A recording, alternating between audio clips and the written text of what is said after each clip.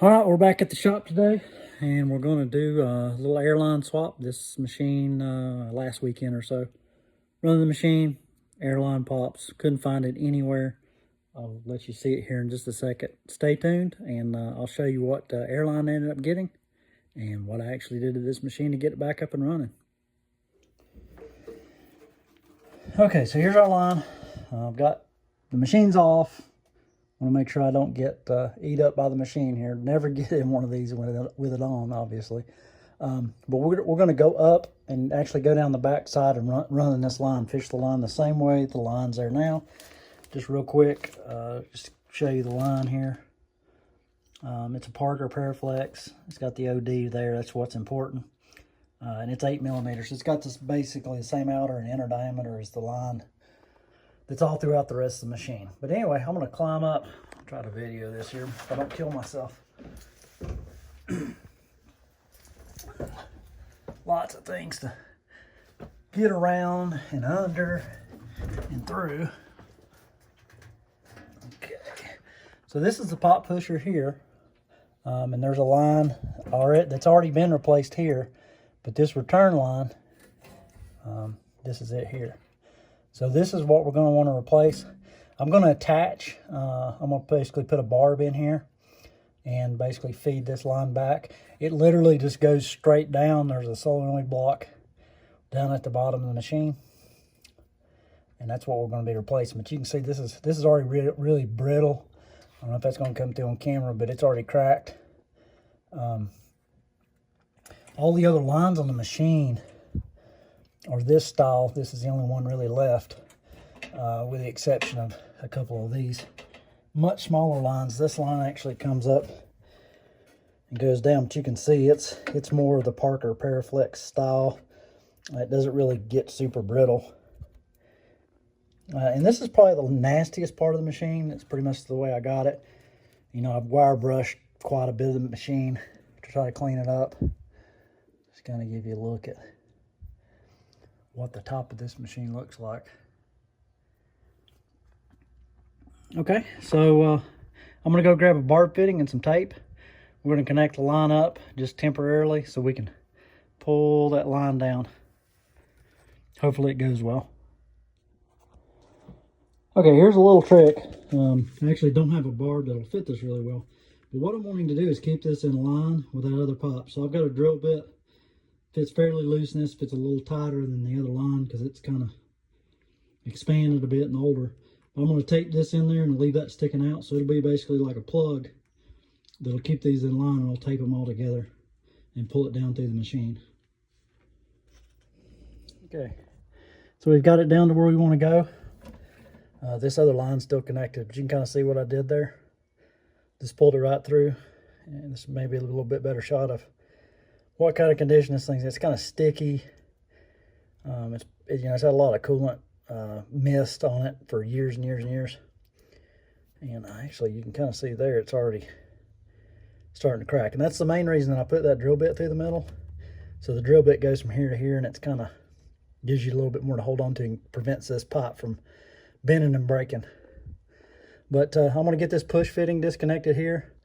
Get a real clean cut on the end of this. Push this push fitting in. I'll go up top and get it connected up there, and then we'll fire up the machine and see what happens. Yeah, it's going to be a little loud. I'm letting the air charge up. Got local air over here behind the machine. But we fired up the machine. I'm going to home it now.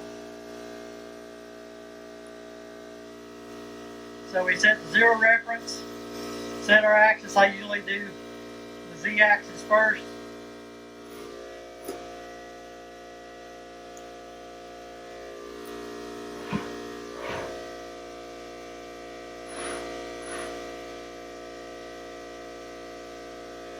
Okay, so now we're home.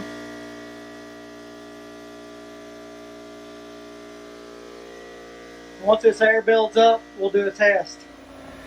Okay, we built some air. I'm going to go to a program that I basically just hand entered. So we're going to tap program, and that's what we're loaded up to. Just real simple here. This is what it takes to get my machine to get to position and do a tool change. And it's going to do several tool changes. But we're going to go ahead and run this, see what happens.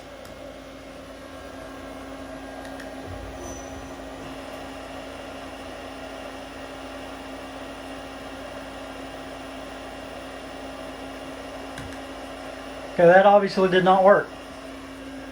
And I know what's wrong.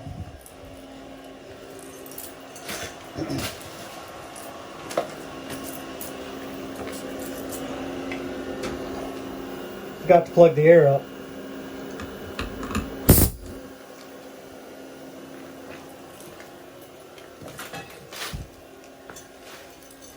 Give that another try here.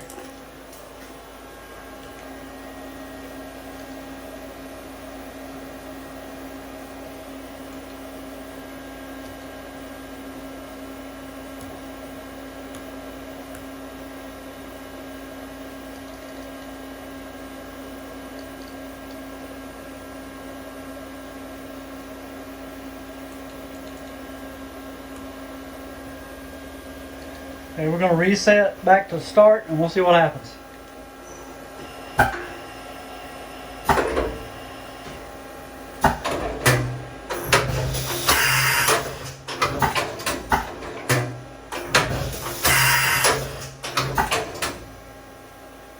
Okay, I call that a success. So the pot pusher would not push out the pot because the line would keep blowing off or splitting or what have you. So now this machine's back up and running. Just kind of give you a quick look at that code in case this helps you out. This is a Excel machine. A lot of the Fanuc OEMs basically have a really simple process for getting the machine in a position to do the tool change. If you notice down here, my ATC light is on, which means it's in the location it needs to be in to do a tool change. It won't. None of the ATC functions will work unless you're in this position here. So maybe a pointer if you've lost your macros or what have you. That's how you do it on this machine. And right now the ATC is good, so I'm actually gonna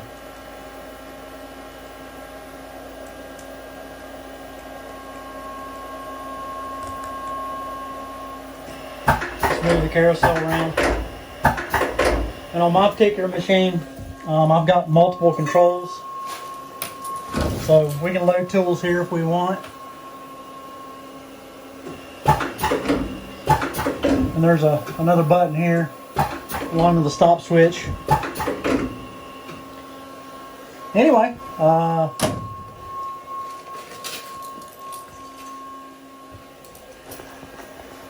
machine's been repaired. I hope this is informative for anybody that has one of these machines. I will say this, a lot of times the airline blew at a particular point where it didn't matter. It didn't get it out of cycle. If that happens to you, really pay attention to your electrical cabinet and know where your controls are at. Specifically for this arm, mine has a 3-phase motor for moving this arm, and you can go in and actually manually actuate this if you need to, if it gets out of sync or something.